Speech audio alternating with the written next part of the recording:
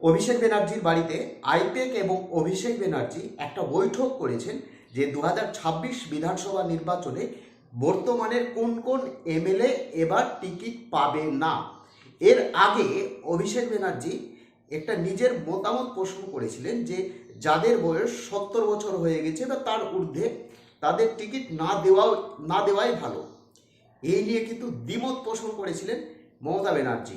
যাই হোক, নবীন এবং প্রবীণের দ্বন্দ্ব কিন্তু এই মুহূর্তে তৃণমূল কংগ্রেসের অন্দরে আবার শুরু হয়ে গেছে। গতকালকে অভিষেক ব্যানার্জির যে বাড়ি রয়েছে, পার্সোনাল বাড়ি, সেখানে এবং আইপ্যাক, অভিষেক ব্যানার্জি এবং কিছু নেতা নেত্রীকে নিয়ে একটা বৈঠক করেছেন যে কোন কোন এমএলএ এবার টিকিট পাবে না। মোটামুটি 32 জন এমএলএ এবার টিকিট পাবে না। 32 জন এমএলএ আপাতত, যেটা সূত্র মারফত আমি জানতে পারলাম, যে তালিকা আমার কাছে এসে পৌঁছেছে, আমি এক এক করে আপনাদের সামনে নাম উল্লেখ করছি। 100% এই এমএলএ আর টিকিট পাবে না। তার পেছনে অনেক কারণ দেখিয়েছে। কেন টিকিট পাচ্ছে না বা কেন তাকে টিকিট দেওয়া হবে না, তার কারণ কিন্তু উল্লেখ রয়েছে নামের পাশে। প্রথম নাম রয়েছে মালদহ জেলার রতুয়া বিধানসভা কেন্দ্র সমর মুখার্জি। তার বয়স এই মুহূর্তে 70 বছর বা তারও ঊর্ধ্বে। এর আগেই বলে দিয়েছে যে যাদের বয়স বেশি হয়ে গেছে, যারা হাঁটাচলা করতে পারছে না, তাদের টিকিট না দেওয়াই ভালো। রাজনীতিতে থাকবে, দলে থাকবে, কিন্তু তারা আর টিকিট পাবে না। প্রথম নাম রয়েছে, সর্বাগ্রে প্রথম নাম রয়েছে সমর মুখার্জি।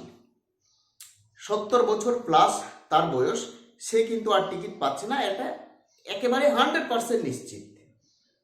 বয়সের কারণে তাকে টিকিট দেওয়া হবে না এবং ঠিকঠাকভাবে হাঁটাচলা করতে পারছে না। আমরাও দেখেছি, বিভিন্ন র্যালি, মিটিং, মিছিলে দেখেছি যে দুজন ধরে উঠাচ্ছে বা মঞ্চে উঠতে পারছেন না, দুজন চারজন, সামনে দুজন, পেছনে দুজন, এইভাবে তারপরে হয়তো মঞ্চে উঠছে বা রাজনৈতিক ভাষণ ঠিকঠাকভাবে দিতে পারে না, শারীরিক অসুস্থতা, বিভিন্ন কারণ রয়েছে। 100% তিনি টিকিট পাচ্ছে না এবং রতুয়া বিধানসভা কেন্দ্রে এবার নতুন একজন মুসলিম প্রার্থী টিকিট পেতে পারে, যেটা সূত্র মারফত আমরা জানতে পারলাম।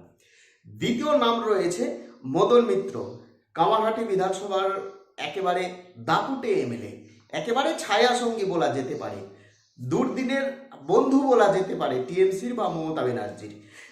মদন মিত্র টিকিট পাচ্ছে না, ওই একই কারণ, বার্ধক্যজনিত কারণ, অর্থাৎ 70 বছর বা তারও বেশি বয়স হয়ে গেছে। এই নিয়ে কিন্তু দ্বিমত পোষণ করেছে মমতা ব্যানার্জি। এই তালিকা কিন্তু কালীঘাটে গুপ্তভাবে পৌঁছে গেছে। মদন মিত্রের নাম কিন্তু বাদ দিতে চাইছেন না মমতা ব্যানার্জি, যেটা সূত্র মারফত আমি এই মুহূর্তে পেলাম। তৃতীয় নাম রয়েছে পরেশ অধিকারী, মেখলিগঞ্জের বিধায়ক, কোচবিহার মেখলিগঞ্জের বিধায়ক, শিক্ষা প্রতিমন্ত্রী। এসএসসি এবং প্রাইমারির ক্ষেত্রে তার যে বংশধর রয়েছে, মাসি, মেসো, মাসির ছেলে, পিসির ছেলে, নাতি, নাতনি, মামা, ভাগ্নে, যত বংশ রয়েছে, অর্থাৎ বংশ তালিকা যদি তৈরি করা হয় তাহলে প্রত্যেকেই চাকরি পেয়েছে। হয় এসএসসির টিচার বা এসএসসি গ্রুপ সি এর কেউ ক্লার্ক বা এসএসসি গ্রুপ ডি এর পিওন বা প্রাইমারি টেট 2014 হোক, 2012 হোক, 2017 হোক, কেউ না কেউ চাকরি পেয়েছে। অর্থাৎ প্রত্যেকটা মেম্বার, পরিবারের প্রত্যেকটা সদস্যই কিন্তু এই মুহূর্তে চাকরি করছে। চুরি বা দুর্নীতির সঙ্গে জড়িত তার নাম। 100% তিনি টিকিট পাচ্ছেন না। যারা চুরি বা দুর্নীতির সঙ্গে জড়িত রয়েছে, যারা কাটমানি তুলছে, তাদেরকে টিকিট দেওয়া হবে না। এটা তৃণমূল কংগ্রেসের একেবারে ফাইনাল সিদ্ধান্ত। এবং দ্বিতীয় সিদ্ধান্ত হচ্ছে যাদের বয়স বেশি হয়ে গেছে, যারা অসুস্থ রয়েছে, তাদেরকে টিকিট দেওয়া হবে না। এতে কোনো ক্ষমা নেই, এই দুটোর ক্ষেত্রে কোনো ক্ষমা নেই, শুধুমাত্র মদন মিত্র বাদ দিয়ে। কারণ মদন মিত্রের সব থেকে প্রিয় এমএলএ, মমতা ব্যানার্জির সব থেকে প্রিয় এমএলএ হচ্ছে মদন মিত্র, কামারহাটি বিধানসভা কেন্দ্রে। তৃতীয় নাম হচ্ছে আব্দুল করিম চৌধুরী, ইসলামপুর দিনাজপুরের ক্ষেত্রে বলছি, দিনাজপুর জেলার ক্ষেত্রে ইসলামপুর, আব্দুল করিম চৌধুরী। দেখুন, টিএমসির জন্য বা দলের হয়ে তিনি কিন্তু ঠিকঠাকভাবে রাজনৈতিক ভাষণ দিতে পারে না, মানুষের সঙ্গে ঠিকঠাক তার নাকি মেলামেশা নেই, বিভিন্ন কারণ দেখিয়ে তিনি বাদ পড়ছে এবং তাকে যদি টিকিট না দেওয়া হয় তাহলে তিনি কংগ্রেসে যাচ্ছে, যেটা সূত্র মারফত আমি জানতে পারলাম। মোহাম্মদ গোলাম রাব্বানি একেবারে ইয়াং ছেলে, বিভিন্ন কারণ রয়েছে, বিভিন্ন কারণ দেখিয়ে সে এবার টিকিট পাচ্ছে না। বিপ্লব মিত্র নাকি মানুষের সঙ্গে যোগাযোগ রাখতে পারছে না, যে তারপর কোথায় যে হারিয়ে গেছে কেউ জানে না, তাকে টিকিট দেওয়া হবে না। চন্দ্রিমা ভট্টাচার্যের নাম আমরা পেয়েছি, কিন্তু আমিও কনফার্ম না চন্দ্রিমা ভট্টাচার্য, আমিও কনফার্ম না। লিস্টে বা তালিকায় নাম রয়েছে যে এমএলএ আর টিকিট পাবে না, তার জায়গায় নতুন প্রার্থী টিকিট পাবে, কিন্তু আমার জানি না মমতা ব্যানার্জি এটাকে মেনে নেবে কি নেবে না, সেই বিষয়ে সন্দেহ রয়েছে। তারপরে নাম রয়েছে অদিতি মুন্সি, সে আর টিকিট পাচ্ছে না। নাম রয়েছে মোটা পার্থ, অর্থাৎ ভুড়িওয়ালা পার্থ চ্যাটার্জি, বর্তমানে জেলবন্দি, প্রাক্তন শিক্ষামন্ত্রী, গোটা রাজ্যকে বদনাম করেছে তিনি। এই যে আমাদের রাজ্যে চুরি বা দুর্নীতি হয়েছে, তার মূল চক্রী হচ্ছে পার্থ চ্যাটার্জি। সে টিকিট পাচ্ছে না, বেহালা থেকে অন্য কেউ টিকিট পাচ্ছে, 100% সে টিকিট পাচ্ছে না এবং তাকে দলেও রাখবে কি রাখবে না জানি না।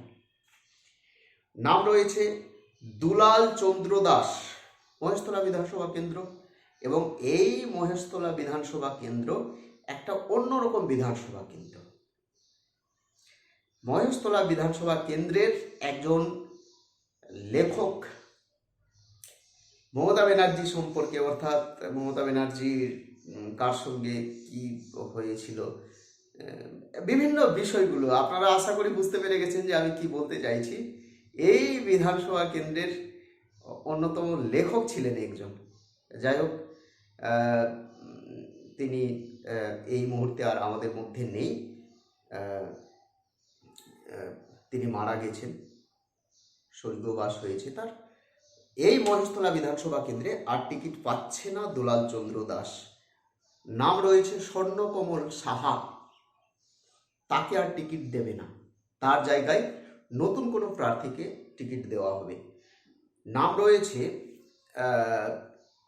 অ্যাক্টর চিরঞ্জিত চক্রবর্তী। দেখুন, চিরঞ্জিত চক্রবর্তী বারাসাত বিধানসভা কেন্দ্র থেকে, তাকে কেন টিকিট দেবে না?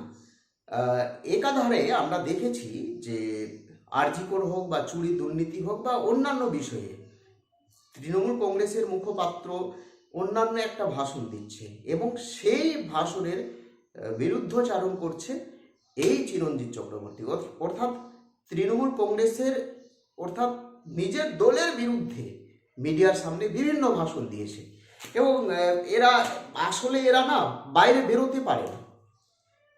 এরা তো সিনেমা সিরিয়াল করে, বাইরে বেরোলেই ভিড়, মানুষের সঙ্গে ঠিকঠাক কথা বলতে পারে না, মানুষের বাড়ি যেতে পারে না, একটা স্ট্যাটাস রয়েছে, রোদ্রে বেরোবে না, রোদ্রে বেরোলে স্কিন কালো হয়ে যাবে, সিনেমা সিরিয়ালে কাজ পাবে না, নানান ইস্যু রয়েছে। এই নায়ক নায়িকাদেরকে যে কেন টিকিট দেয় আমি বুঝে উঠতে পারছি না, যে কোনো দলের ক্ষেত্রে, বিজেপি হোক, সিপিএম হোক বা তৃণমূল কংগ্রেস হোক, টিএমসির জন্য হোক।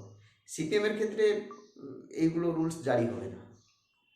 যাই হোক, সে টিকিট পাচ্ছে না 100% নিশ্চিত। উষা রানী মণ্ডল, মিনাখা থেকে উষা রানী মণ্ডল, সে টিকিট পাবে না। নমিতা সাহা, এই নমিতা সাহার জায়গায় অন্য কোনো মুসলিম প্রার্থী এবার টিকিট পাবে। নাম রয়েছে কুমার লস্কর, তারও জায়গায় একজন মুসলিম প্রার্থী টিকিট পেতে চলেছে, যেটা সূত্র মারফত আমরা জানতে পারলাম। দেখুন, এই যে তালিকা রয়েছে, এই তালিকা কে করেছে জানেন? অভিষেক ব্যানার্জি এবং আইপেক, এই দুজন মিলে গুপ্তভাবে অভিষেক ব্যানার্জির বাড়িতে বসে এই তালিকা তৈরি করেছে এবং এই তালিকা গেছে কালীঘাটে, অর্থাৎ পিসির কাছে, এবং পিসি সিল মোহর দেবে। তারপরে যারা প্রেসিডেন্ট, চেয়ারম্যান আগারা রয়েছে তাদের সিল সই থাকবে। তারপরে মার্কেটে, অর্থাৎ সোশ্যাল মিডিয়ায় প্রকাশ করা হবে বা মেন স্ট্রিম মিডিয়ায় প্রকাশ করা হবে, কিন্তু এখন নয়, একেবারে নির্বাচনের প্রাক মুহূর্তে। টিকিট পাচ্ছে না রত্না চ্যাটার্জি, টিকিট পাচ্ছে না দুলাল চন্দ্র দাস, টিকিট পাচ্ছে না স্বর্ণকমল সাহা, টিকিট পাচ্ছে না অদিতি মুন্সি। আপাতত আজকে আমি এই 20টা তালিকা আমার কাছে রয়েছে এবং আরও মোটামুটি 15-16টা তালিকা একটা প্রিন্ট হচ্ছে, এখনও সেই কপি আমি পাইনি। আমি আপনাদের সামনে তুলে ধরব যে 2026 বিধানসভা নির্বাচনে এবার কোন কোন টিএমসির বর্তমান এমএলএ আর টিকিট পাচ্ছে না বা তাকে টিকিট দেওয়া হবে না, নানান কারণ রয়েছে। সেই তালিকা অর্থাৎ মোটামুটি অর্ধেক তালিকা বা তারও বেশি আমি আপনাদের সামনে তুলে ধরলাম এবং আরও প্রায় 15টা বা 16টা নাম রয়েছে, প্রিন্ট হচ্ছে। আমার কাছে আসলে আমি আপনাদের সামনে তুলে ধরব। নতুন হয়ে থাকলে চ্যানেলটিকে সাবস্ক্রাইব করে দেবেন। জয় হিন্দ, বন্দে মাতরম।